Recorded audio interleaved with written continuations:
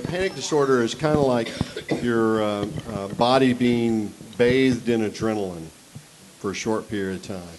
So you got a fight or flight response. You're breathing fast. Your heart is racing. You feel like you're going to lose your mind. Your hands start getting numb and tingly. Your lips start getting numb and tingly. And you're just wondering when this is going to end. And it usually ends within a few minutes of starting. You know, sometimes they wake you up in the morning from a dead sleep. You wake up, bam, bam, bam, bam, bam.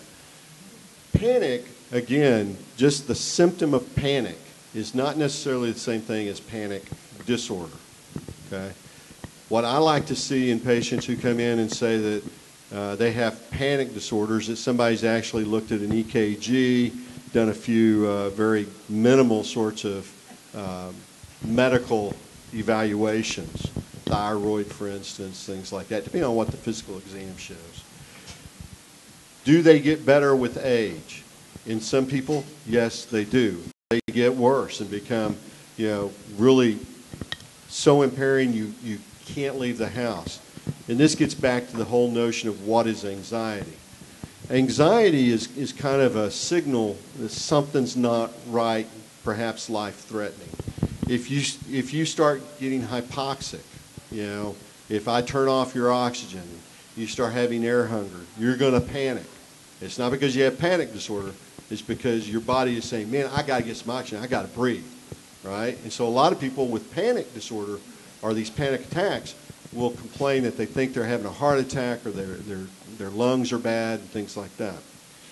Now, having said that, that is the direct route to anxiety and its expression.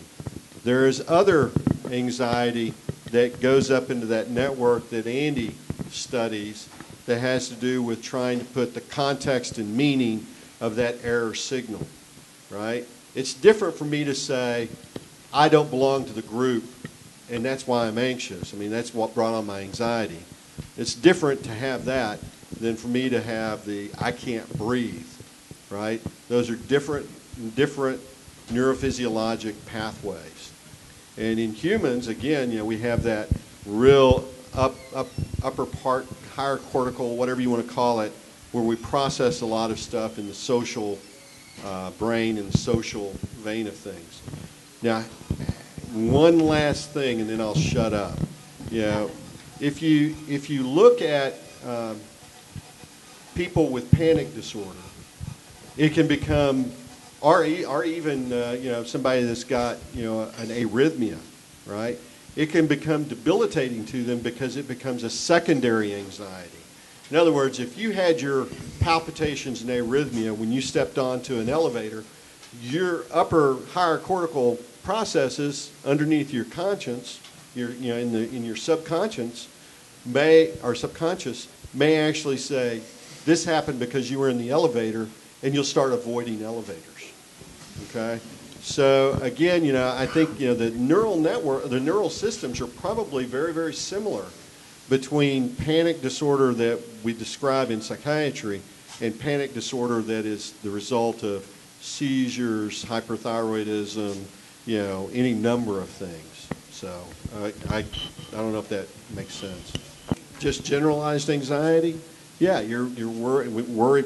You're worried. You have sweaty palms. You're just feeling out of place. Can't wait to leave. You're sure that the other shoe is going to drop. That sort of thing. It doesn't necessarily have to have panic. It can just have that heightened sense of arousal that something is about to happen. Kind of like stage fright.